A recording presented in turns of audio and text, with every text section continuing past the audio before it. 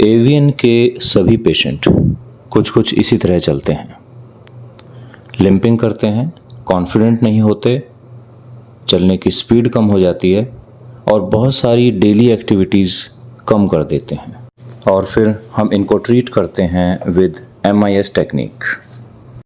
तो चेतन हमारे पास भावनगर से आए थे, तो इनका एवियन था दोनों तरफ, और ये प्री ऑपरेटिव एक्सरे देख सकते हैं बिफोर सर्जरी, जिसमें हेड पूरा डैमेज्ड है, जिसकी वजह से इनको पेन था, लिम्पिंग थी, ज़्यादा चल नहीं पाते थे और पेशेंट की ओवरऑल हाइट भी कम हो जाती है क्योंकि हेड कोलैप्स कर जाता है। और बोन बहुत ज़्यादा ऑस्टियोपोरोटिक थी, ज़्यादा चलते नहीं थे।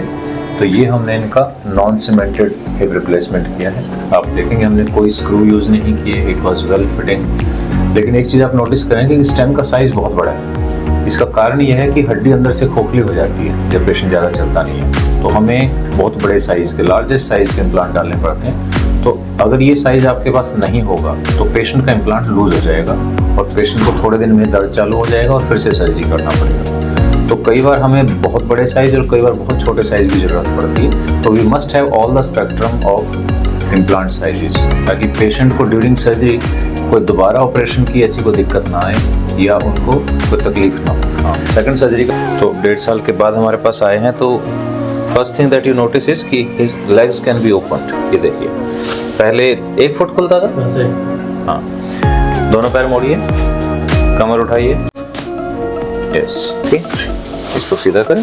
ये देखिए, ऑलमोस्ट 120 डिग्री इनका मूवमेंट आ रहा है, flexion, which is possible only with MIS technique. Rotations are great.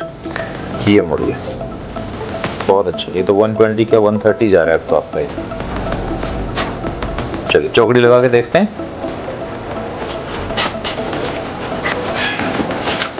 तो ऐसे आराम से बैठ जाते हैं, खाना वगैरह खाना है तो ऐसे आराम से बैठते हैं। तो आधा घंटा बैठना है तो ठीक है। और नीचे आइए, वेरी गुड।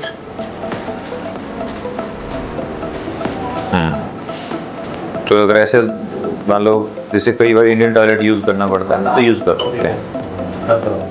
खड़े होइए और चलना फिरना चल लेता हूँ 5 किलोमीटर का। गाड़ी बाइक गाड़ी सब काम कर रहे हैं। मतलब किसी चीज़ में ऐसा तो नहीं लग रहा कि मेरा तो रिप्लेसमेंट हुआ है, मेरे को कुछ करना है, या सामने वाला कोई कहता है कि आपका तो ऑपरेशन हुआ है? नहीं।